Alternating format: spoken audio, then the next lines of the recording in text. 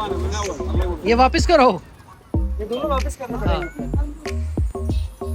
Hello everyone, उम्मीद है आप सब होंगे बिल्कुल खैरियत से। सऊदीया में पहली रात थी, मोहसिन भाई के साथ स्टे किया, नींद बहुत अच्छी आई। अब निकल रहे हैं बाहर शॉपिंग के लिए। हमाद भाई ने बोला है कि पाकिस्तान वापस जाने का तो कुछ लेकर जाने का। गर्मी की शिद्दत थोड़ी कम है, लेकिन गर्मी है ज़रूर। शिद्दत कम हो सकती है इन इलाकों में, लेकिन गर्मी ख़त्म नहीं होती। ये मेरी दिन की पहली रोशनी है सऊदीया में, तो बड़ा अजीब भी लग रहा है, बड़ा अच्छा भी लग रहा है। कुछ ना कुछ महसूस करने का दिल कर रहा है, क्योंकि सऊदीया वो ज़मीन है जिसके बारे में इतने ज़्यादा किस्से सुन रखे हैं कि वो सब माइंड में चल रहे हैं।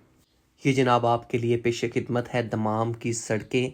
अब हम सऊदीया में घूम रहे हैं, वो एक पहलू जो किसी भी डेवलप कंट्रीज़ में नज़र आता है। साफ़ सुथरा माहौल जो किसी भी मुल्क को खूबसूरत समझने के लिए काफ़ी है।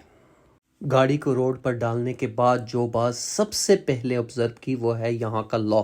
यहाँ के फ़ाइन इतने ज़्यादा हैं कि आधा रास्ता तो हमारी इसी बात में गुजर गया कि अगर ऐसा करेंगे तो ये फ़ाइन होगा, अगर वैसा करेंगे तो ये फ़ाइन है।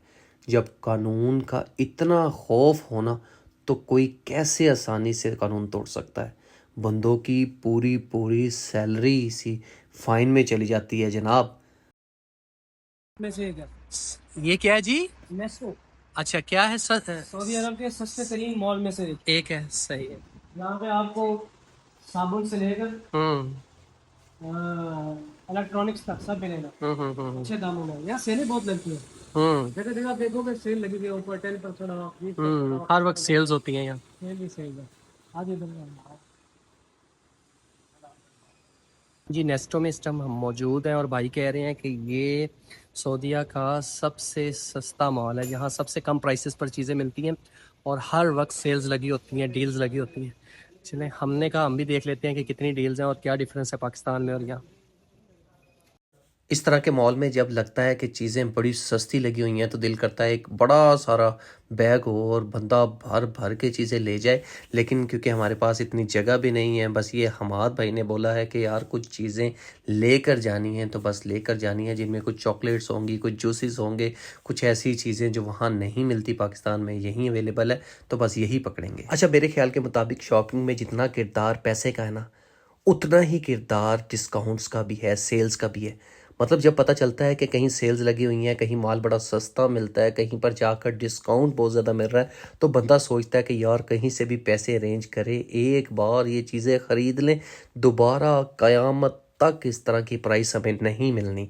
और यही स्ट्रेटजी है जो किसी भी बड़े बिजनेसमैन की वो लगाते हैं। हमारी परचेजिंग जो है उसको ज़्यादा करने के लिए हम बिना सोचे समझे फिर वो चीज़ें लाजमी ख़रीदते हैं, जिनका हमें पता चलता है कि ये 50% डिस्काउंट पे है, ये 70% डिस्काउंट पर है। फिर ज़रूरत हो या ना हो, एक बार हमने वो चीज़ ज़रूर ख़रीदनी होती है।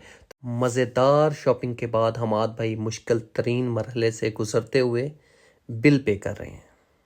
जैसे कहा जाता है कि हर मुश्किल के बाद आसानी है, तो इस तरह हर आसानी के बाद कभी कभी मुश्किल भी आ जाती है, तो उसको भी फेस करना पड़ता है। लो जी, गर्मी की शिद्दत है और उसके साथ साथ गाड़ी का मसला बन गया है, इसकी बैटरी लो हो गई है। और इस टाइम इस बैटरी का लो होना है ऐसे है जैसे हमारी सब की बैटरी लो हो गई है, मुंह बन गए हैं, क्योंकि अब धूप में खड़ा होना पड़ेगा, इसे सेट करना पड़ेगा। और जब तक ये सेट नहीं होती हम यहाँ से हिल नहीं सकते। गाड़ियाँ दो थी, लेकिन हमने इस गाड़ी को चूज़ किया था कि चलें इसमें निकलते हैं। हमें नहीं पता था कि गाड़ी में ये सब कुछ होने वाला है। चलें, कोई बात नहीं, हर तरह के हालात फेस करने पड़ते हैं। हमाद तो कह रहा है कि इससे पहले इस गाड़ी को कभी कुछ नहीं हुआ, ये पहली बार ही ऐसा हुआ है, तो पता नहीं ये हमारे आने के बाद ऐसा हुआ है। हमने अभी थोड़ा सा घूमना फिरना था, निकलना था, लेकिन ये है कि इस तरफ लग गए हैं। तो अब बैटरी लो है, वो केबल्स लगा तो रहे हैं, बल्कि एक मॉल से भी केबल ख़रीदी है, लेकिन उसने कोई ख़ास काम नहीं किया, उसकी क्वालिटी भी बड़ी लो थी, तो इस वजह से भी ऐसा हो सकता है। बाकी कोशिश कर रहे हैं, क्योंकि मौसम बहुत ज़्यादा सख्त है, तो उस वजह से भी परेशानी का सामना है। उस खुले आसमान में मिडल ईस्ट में खड़े होना, भाई ये बहुत बड़ी हिम्मत की बात है। और मेहरबानी है इन लोगों की जो आकर हमारी हेल्प भी कर रहे हैं और साथ में हमारे काम भी करवा रहे हैं, इनकी बड़ी मेहरबानी है। चेक करो, चेक करो بالعكس دقيقة يلا بسم الله नहीं आ रहा माफी माफी ما في طيب لا لا جيب عني احمر ايوه ما شاء الله تبارك الله यार ये सब देखकर बहुत अच्छा लगा। मेरी कोई बहुत अच्छी राय नहीं थी अरबियों के बारे में कि ये बड़े सख्त होते हैं, लेकिन ये अंकल जिस तरह हमारी हेल्प में लगे हुए हैं, अल्लाह इन्हें अजर देगा। ये वापस करो। ये दोनों वापस करना पड़ेगा। अब साइलेंट हो जाए। हेलो दोस्तों, आधे घंटे का टाइम गुजरा है, बाहर मौसम बहुत गर्म था। ठीक है, आपने सिचुएशन देख ली, गाड़ी खराब हुई है, बैटरी का मसला बना है, लेकिन इस आधे घंटे ने हमें तंग नहीं किया, गर्मी नहीं फील हुई। उसकी एक वजह इनका बिहेवियर, यहाँ के लोगों का। मतलब जैसे ही गाड़ी में मसला हुआ है, हमने एक को रोका है और धड़ाधड़ कभी एक बंदा रुक रहा है, कभी दूसरा रुक रहा है कि मेरे से तार ले लो, मैं ठीक कर देता हूँ। साथ साथ मिलके उन्होंने हमारे गाड़ी का बंदोबस्त किया है और अब हम इस काबिल हुए हैं कि दोबारा ट्रैवल पे निकल चुके हैं। तो मतलब जितनी भी मुश्किल हो, अगर आपको अच्छे लोग मैसर आ जाए ना, तो आपका काम बड़ा आसान हो जाता है और ये एक दूसरे की मुस्कुराहट का बायस बनते हैं। तो बड़ा पॉजिटिव एटीट्यूड था अरेबिक पीपल का, तो बड़ा अच्छा लगा, बहुत अच्छा गुजरा।